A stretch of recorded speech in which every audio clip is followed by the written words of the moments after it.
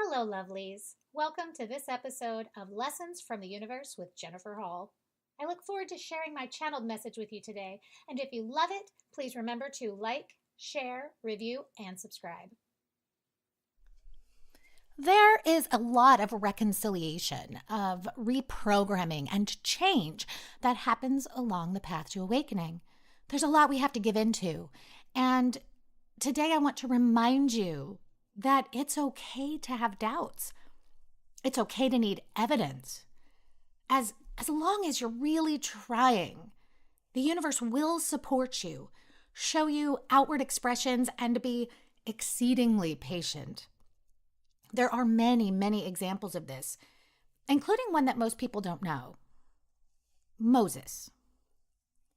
Moses was awakening, and metaphysically, he actually represents that drawing out process, the wisdom pulling from within. The story of the burning bush is one of many examples. It's interesting to note that this story falls in Exodus, which, metaphysically speaking, is awakening. It is the lifting higher consciousness from what I call flesh sickness, from ignorance, which is lack of knowing, lack of information and awareness. So the story goes like this. Moses, wisdom, is out tending Jethro's flock. Sounds like he's just leading sheep around. But it's more than that.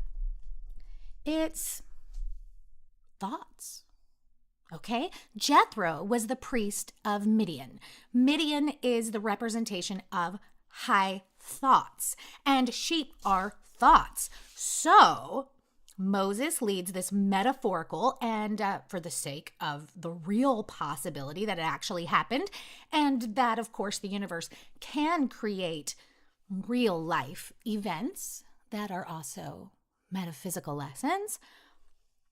Moses is leading these sheep to Horeb.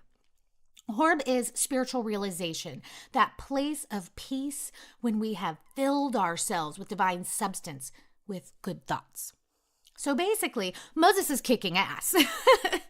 I mean, he's wandering along, flowing and growing, and boom, the angel of the Lord appears in a burning bush. Literal? Maybe. I say that that's irrelevant. The angel of the Lord is spiritual thoughts, and fire is purification. So here he is, going along, tending his higher thoughts. And that burning bush, boom, that divine realization runs right through him like electricity. He knows he is speaking to the Lord, to the law, to the universe, to the higher self. And he is instilled with this message that he cannot deny but finds simultaneously terrifying. Wisdom within says to Moses, I see you. I see my people suffering, slaves to your thinking. And then he lists those who have already been freed, each of which metaphysically represents one of the many phases that we must overcome as we awaken. So I'm going to ask you in advance to forgive my pronunciation here if it's off, but literally every peoples that have been freed represent a state within ourselves that we have to overcome as we awaken. He has freed the Canaanites, that is sense consciousness, the walking around in the material world and thinking that's all that matters.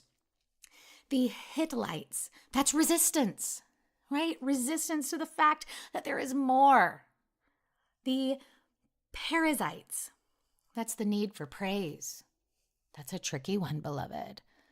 So many get stuck in the phase of awakening where they need someone else to notice and tell them that they're doing a good job.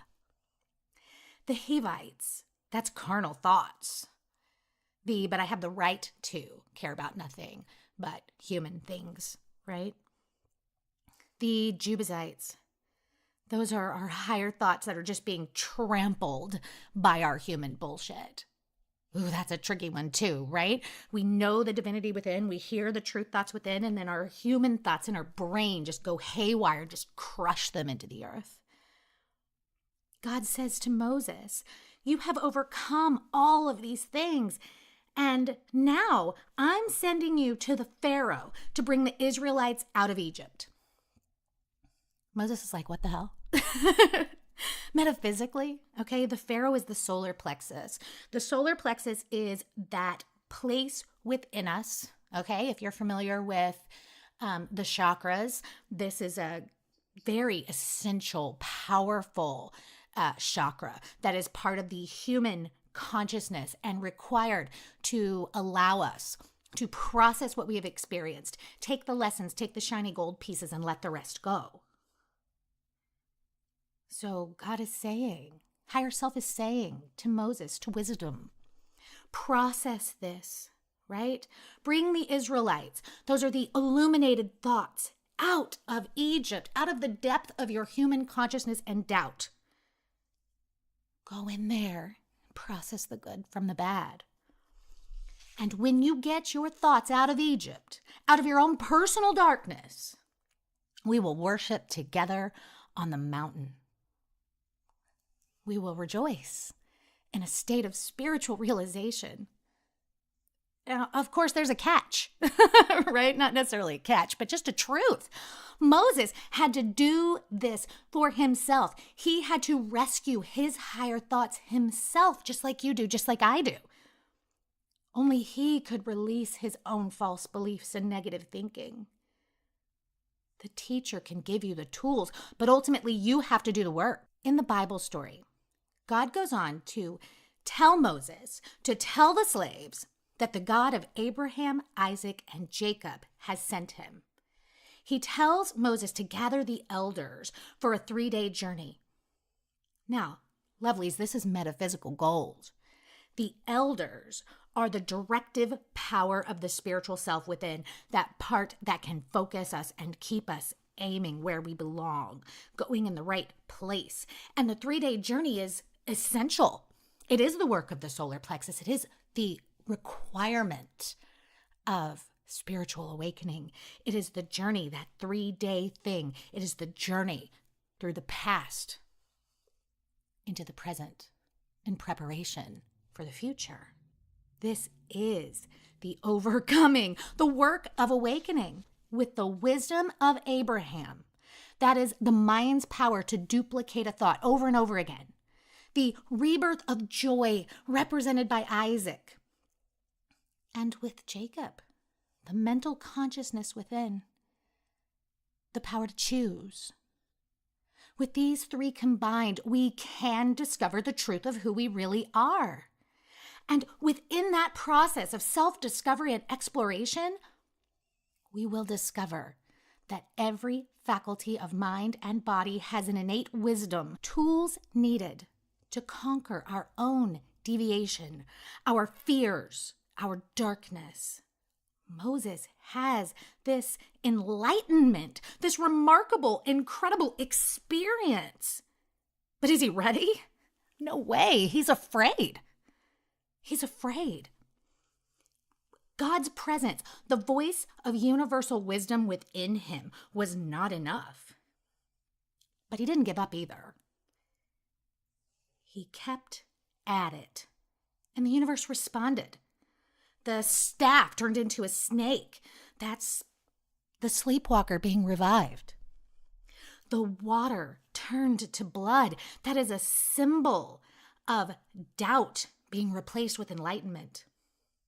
All this, and Moses still resisted. But in his resistance, he did not hide or slide unintentionally backwards. So God, or the divinity within, calls on Moses' brother. Our brothers are the metaphysical outward expression of our own divinity. And in comes Moses' brother, Aaron the Levite, who is the manifestation of thoughts grown from love. The thoughts grown from love within Moses, within you, within me. And the higher self reminds Moses that he must guide this form of self-love from the deep recesses of his mind into his forward thinking into its full expression. This, my lovelies, is when everything changed. Because Aaron and Moses came together. Love and wisdom came together, joined forces, and they all believed. We can align every faculty of our mind to believe in the truth, to trust in our higher self, to express it to our highest capability at any given time, a capacity which grows and grows as we do. All we have to do is remember the truth of who we are, that our mind has the power to duplicate thoughts again and again, and with gentleness and love and determination, we can guide that to duplicate truth again and again within our thinking, and therefore manifest that into our lives. That we can use the power that is represented by Isaac, the deep knowing within both our spiritual and carnal beings, the truth that lies beneath it all, that joy is our natural state of being. I don't mean crazy joy that does not last. I mean bliss, an eternal, continual state of spiritual blessedness. That we can combine these with the power that many think is purely toxic, with the truth that is the determination of our human minds. We can be as determined to align with the truth as we have ever been to say we have the right to be something different, to doubt, to fear, to resist. We can combine all these things. We can put them together with our wisdom and our love. Loving thoughts, loving feelings, loving strength and determination. And if we persist, and as we persist, the universe will lift us higher and higher and make it easier and easier. And before we know it, we'll be there, right on the edge of awakening, right in that place that is optimal education. People ask me if they're there yet. They ask me that all the time. None of us are there yet. If we were there yet, we wouldn't be here. This is a continual process, beloved, one that can get easier and easier or harder and harder. Let's let it be easier. Let's trust. Let's grow. And before we know it, we'll tip the scales. And there'll be more of us than there are of the doubters, of the quote-unquote sinners, those people who are drowning in false thoughts. And as we lift up, they will too. And then we will know that we have done our part. Our part, which is singular, truly, deeply just for us, for you, for me, each of us individually, lifting our own selves up to alignment with our higher selves and the truth of our own divinity. Until next time, beloved, namaste.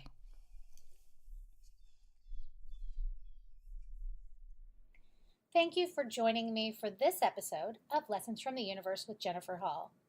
If you haven't already, I want to personally invite you to come out and find me on social media and at my webpage, psychicjenniferhall.com.